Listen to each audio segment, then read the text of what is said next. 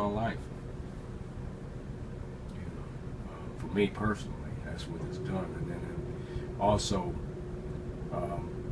they've been running the series since Sunday, which I find interesting, Detroit News and the Free Press, which usually they run the same stories. Mm-hmm. They're running different stories about the same topic. It started Sunday talking about the 67 riots and the effect of what it's had. And so this kind of comes right at the cusp of me looking at that too. So it's really been making me take a hard look at the days of yesteryear. I was talking to some guys down at the radio station. Different episode. I actually let the general manager down there here because him and I are close, and it's gonna be coming out through Christian broadcast radio station and those things too. And the other episode that he heard, which was called The Countdown, which talks about, the things we do going into Happy New Year and just the traditions that we have and why we even do that, remembering Hudson's and how things used to. And he actually teared up. It was interesting to see the response. This particular episode, I let another gentleman down there here, Pastor David Washington, and there was times when he started cracking up. He's like, wow, I forgot about Murphy's oil soap and different things that you do. And that's what it's about. People growing up now didn't even have those things or know anything about it. Everything is quick, fast, and hurry. Nobody kind of even speaks to their neighbors unless they're a decent age on them now, where they realize the benefit of having a neighborhood. Yeah. Or it's coming and going. Mm-hmm. Strictly coming and going. The thing that wasn't mentioned in your, what I call mini documentary, if you will, Saturday, at least in my neighborhood, Sunday, for all those who didn't go to church, was National Car Wash Day. Mm-hmm. So, in my block, almost every house had kids, almost. A lot of, some went to church, most did not. And so a lot of the fathers, that's what it was. Sunday morning, got up about 9 o'clock, and the next thing you know, everybody was out either washing cars or mowing lawn. Yep.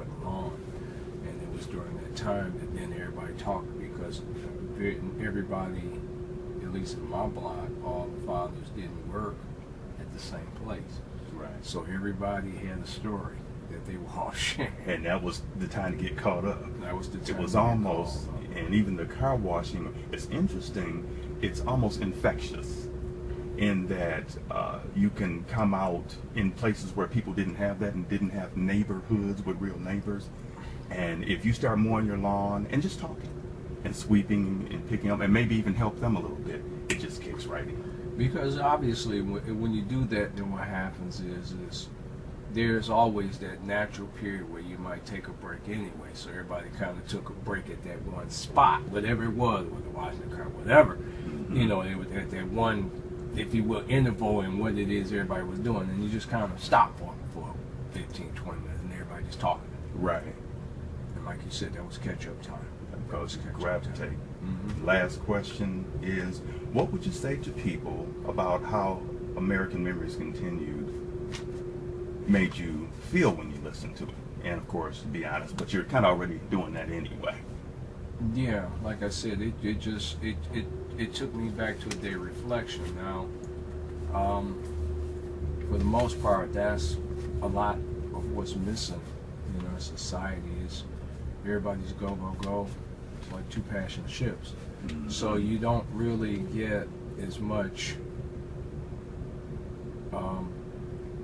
time spent between neighbors talking, because it's constant go.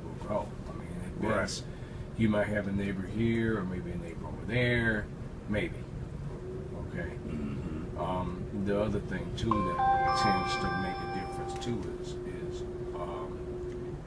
because of the fact that the neighborhoods aren't the same as when we were growing up. Those were new neighborhoods, so you don't have as many families with kids like you do, because you have, like, I'm a senior citizen, for example. Okay, so the kid's in the guy next to me, his son is in high school. Okay, with him and Harrison, they can identify.